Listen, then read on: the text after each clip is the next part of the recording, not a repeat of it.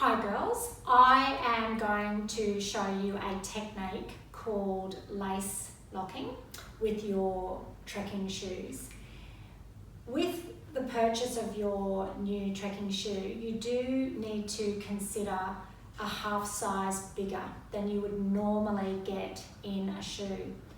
And the reason for this is because when you are trekking downhill, particularly on a steep hill, but any hill, if you are in a shoe where your toe can easily get to the front of your shoe, so easily knock the front of your shoe as you're going downhill, you are on a one-way ticket to losing your toenails.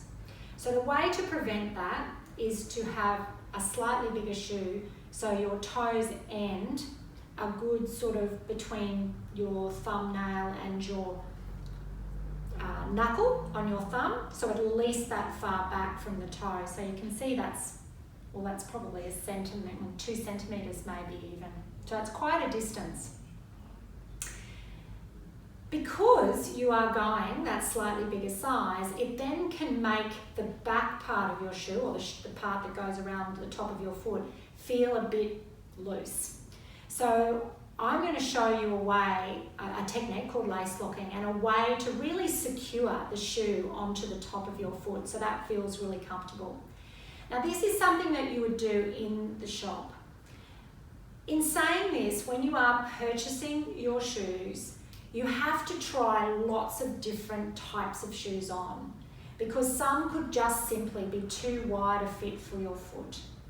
So this is not going to help with a shoe that simply is too wide for your foot. So just be aware of that when you are trying a new shoe. But what it will do is it will help in a shoe that fits the shape of your foot. It will help it feel firmer or more snug at the top. And therefore stop your foot sliding forward when you're going downhill. Because the ultimate purpose of this is to stop you losing toenails and having an enjoyable trek. Okay, so let's pretend this is a brand new shoe, which it clearly is not because it's all dirty. But you're in a shop, and so in a shop your shoe would be just laced normally right up to the very top eyelet. To lace lock the shoe, you need to take the lace out of that top eyelet on both sides. So now we've just got the lace through the second last eyelet, and we've got that last eyelet with nothing in it. Then on the same side of the shoe, you take the lace on that side and you drop it through that eyelet as I'm doing, which is going to create a loop. Then we do it on the other side as well. So now you can see I've created these 2 loops on each side of my trekking shoe. Then to create the lock, the lace lock if you like, is you can just sort of make those loops a little bit smaller so you've got enough lace. So then we take it over now. So now we're going to do the crossover, the regular crossover you would do, just under that loop on one side and then the other. And you can just pull that down and that makes your loops firm against the side of the shoe. Okay, so now we're going to pop it on. So we stick our shoe on.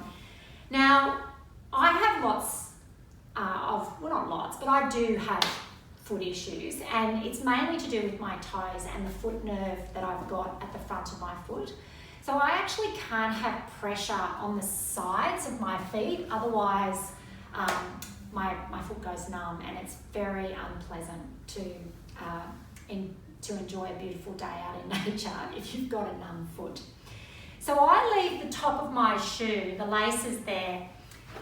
I wouldn't say they're loose, but I would say that they're kind of just there. So they're not firm and they're not loose, they're just kind of pulling the shoe in but not really doing too much work. I focus on the last 2 crossovers, the last one being the lace lock, and then just the regular crossover you would have. So I just kind of firm them up onto the top of my foot. Once again, I'm not like, and making it so firm that you're like, oh my goodness, I'm going to take the blood flow away from my foot.